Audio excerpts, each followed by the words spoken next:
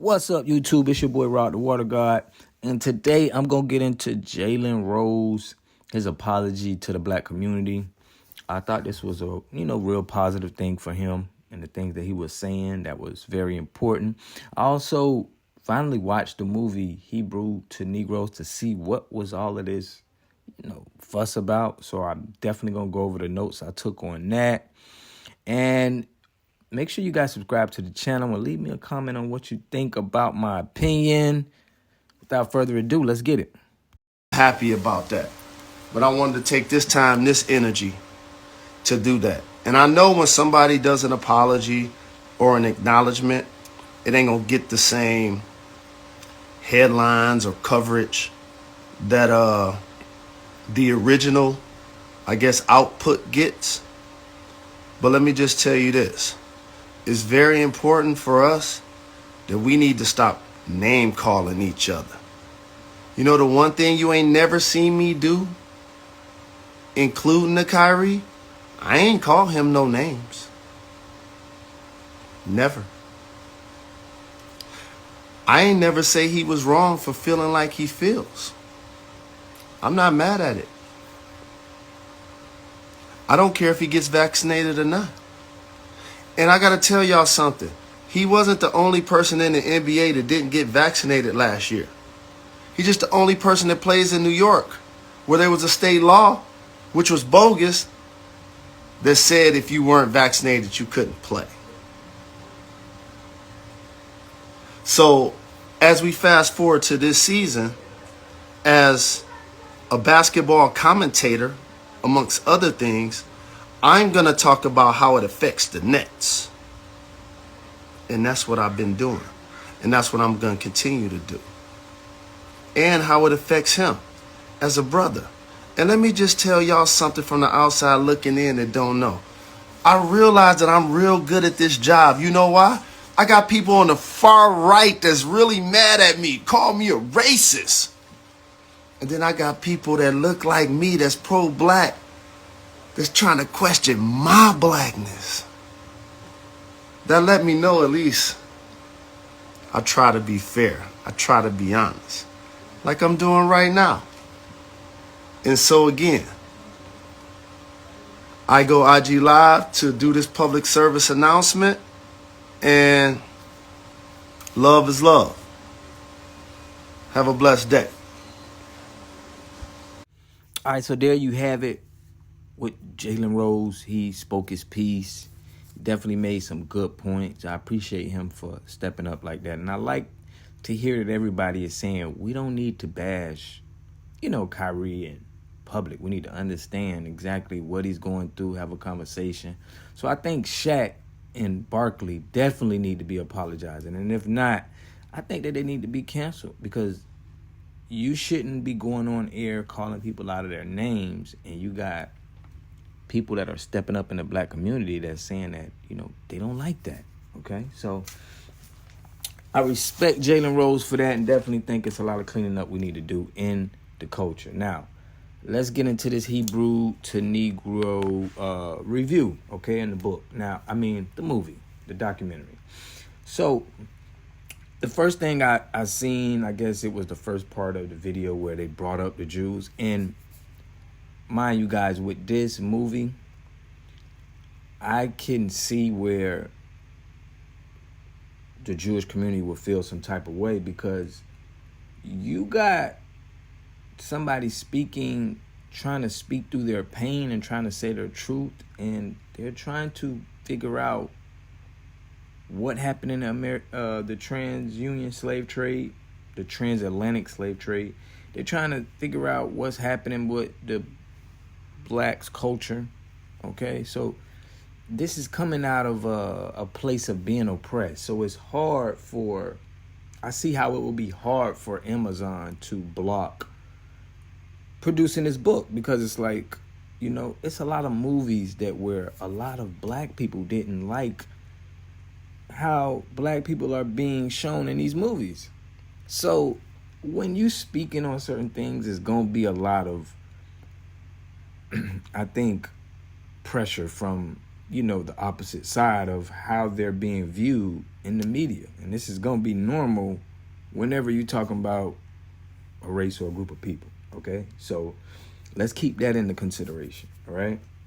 Now, in the beginning of the movie, he asked his mom, okay, they had some pictures of some Jewish people, and he asked his mom, who are those people? Who are those white people? And she said that they were Jewish. And he said, well, I thought we were Jewish. I thought we were Hebrew. And she said that we are the Gentiles. So he's starting his book off kind of saying that there has been a hold on information to his people. And he's just bringing up his story and bringing how he feels like this is the truth to him. So another thing that he put in was he made sure he showed a clip of white Jesus in churches.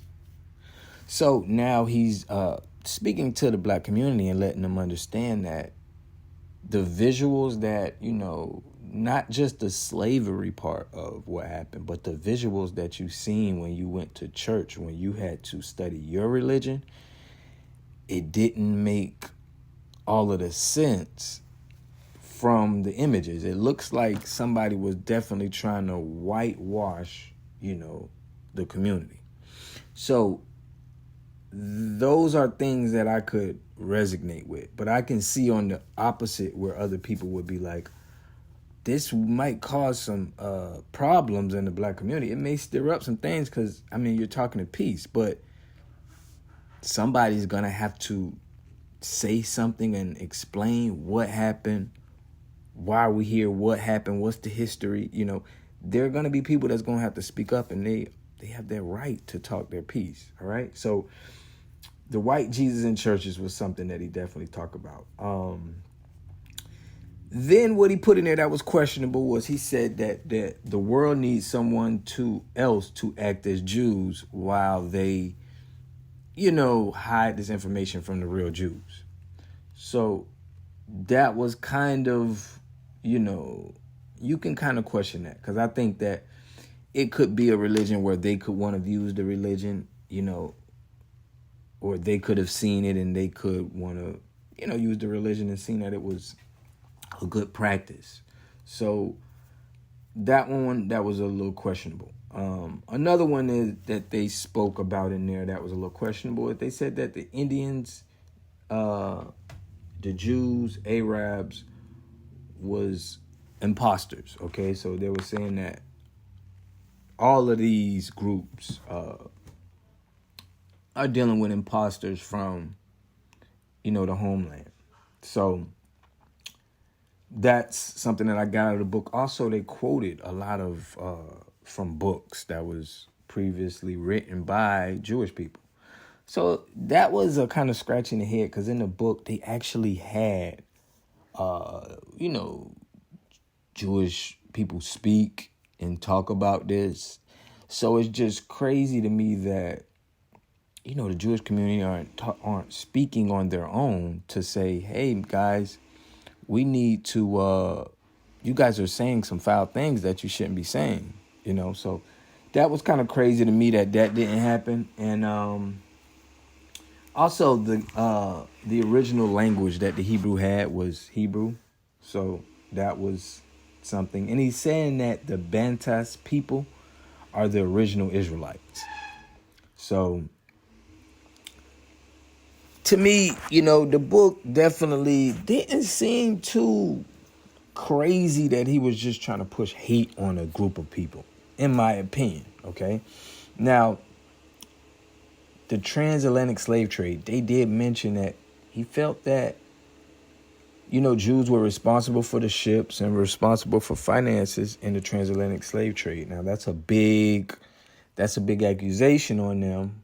But like you said, nobody has been found guilty. No one has been charged. No one has been saying, they apologize to us or we have gotten reparations for what we done. So I think that this has to be straightened so the wrong person don't get blamed. I'm not saying that he's right with who he have, but you should, if your culture is being pointed out by that, you should want to speak. You should want to talk.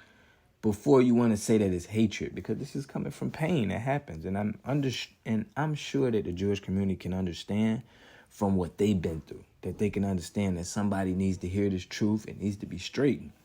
So I got that from the transatlantic slave trade. The other thing that I got, that they put it, that there is no Caucasian tribes in Africa, that there were never any Caucasian tribes of the 12 tribes that was in Africa, okay? And that was a little alarming to me. Also with the segregation, he was saying that the segregation kind of hurt the culture, hurt the community. And also it was a 1994, it was a riot, or it was a Jewish person that was killed because it was a black kid that was killed, and for some reason it caused a riot against Jews in 1994. That got, situated. And that's pretty much it on what I got from the video. I got a lot more notes that I took, but I don't want to, take up too much of you guys' time. It's definitely something to look into. I did see a couple of Hitler quotes, but I don't know. It just doesn't seem like the guy is trying to push hatred out towards the Jewish community. He's just trying to understand that this religion is, he calls himself a Hebrew. He says there's no way he could be anti-Semitic because he feels like he's from the same entity. So it's definitely a good one to watch. That's what I got from the movie. Y'all leave me a comment and let me know what you think. If you watched it, or what do you think about the commentary that I found from the book?